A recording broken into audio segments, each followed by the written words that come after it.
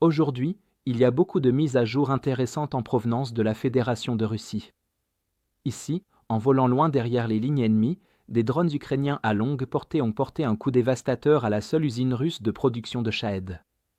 Des drones à longue portée, chargés de bombes de 250 kg, ont dévasté la chaîne d'assemblage finale, jetant tous les plans d'attaque russes dans la confusion.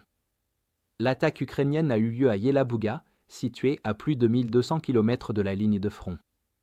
Les Ukrainiens ont utilisé 6 drones pour frapper la principale usine d'assemblage de Shahed, dont 5 ont réussi à atteindre et frapper directement leur cible malgré la présence de défenses aériennes russes. L'attaque a causé de graves dommages à la chaîne d'assemblage finale de l'usine de production de drones, créant un goulot d'étranglement et perturbant l'ensemble du processus de production au sein de l'usine. Cette étape d'assemblage est la plus complexe sur le plan technologique, sans laquelle le reste du processus de production des drones ne peut être achevé. Cibler cette installation entrave la capacité de la Russie à produire de nouveaux Shahed, impactant ainsi sévèrement sa capacité à poursuivre ses frappes quotidiennes de drones contre l'Ukraine. Pour cette attaque, les Ukrainiens ont utilisé de petits avions d'entraînement légers A-22, reconvertis en drones, pour frapper des infrastructures militaires et économiques russes critiques bien au-delà de la ligne de front. Ces drones ont une portée maximale de vol de plus de 1500 km, avec un guidage inertiel GPS intégré pour effectuer des frappes de précision. Chacun de ces drones dispose d'une charge utile intégrée de 250 kg, capable de faire s'effondrer le toit de l'installation, endommageant déjà les machines de production, avant qu'un autre drone ne frappe directement le sol de l'usine, achevant ainsi le travail. La destruction de la chaîne d'assemblage de l'usine d'Alabuga constitue un énorme coup dur pour les plans russes, alors que les Russes déploient des efforts considérables pour augmenter la production et intensifier le nombre de frappes de drones Shahed. Depuis le lancement de cette usine, qui produisait 300 drones Shahed par jour avant d'être frappée par les Ukrainiens, la Russie avait progressivement augmenté le nombre de frappes de Shahed chaque mois. Après l'achèvement du complexe de production de drones d'Alabuga, les Russes ont continué à accroître leur production, lançant un nombre massivement accru de frappes de drones Shahed au cours des 6 derniers mois. Ce chiffre aurait pu atteindre 9000 d'ici la fin avril, ce qui a poussé les Ukrainiens à élaborer en urgence un plan pour frapper l'usine de production de Shahed russe. L'attaque contre l'usine d'Alabuga a également été motivée par le développement récent par la Russie d'un équivalent du drone à réaction ukrainien Payanitsia. Le Shahed amélioré, appelé Geranium 3, est équipé d'un moteur à turboréacteur pour une vitesse accrue, passant de 200 km/h à 6 sens. Cette amélioration rend leur interception beaucoup plus difficile pour les unités mobiles de défense aérienne ukrainiennes, qui s'appuient principalement sur des mitrailleuses et des canons automatiques montés sur camions pour abattre les Shahed.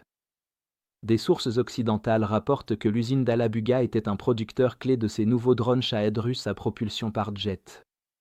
Avec ces nouveaux drones, beaucoup plus difficiles à intercepter pour les unités mobiles de défense aérienne ukrainiennes conventionnelles, l'Ukraine aurait dû compter sur des systèmes de défense antimissiles beaucoup plus coûteux et très limités pour protéger ses villes.